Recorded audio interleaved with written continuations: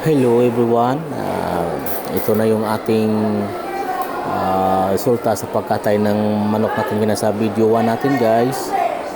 Ito na yung ating ginawa ngayon. Naghanda na tayo ng sibuyas, bawang at saka luya. Magsimula na tayo ng gisa-gisa ng ating kinatay na manok guys. Yun ang ating kinatay kanina. Yan. Tayo ay magsimula na magluto. Lutuin na natin. Atin gagawin na tinula. Yan guys.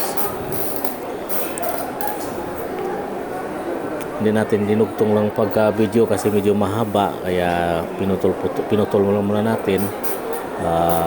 Sinigregate natin yung paggawa ng pagkakatay at saka pagluluto guys. Yan.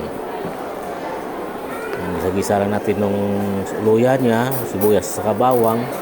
Ako ilagay ang ating manok para guys, gisa-gisa lang natin at ilagay natin yung manok natin guys.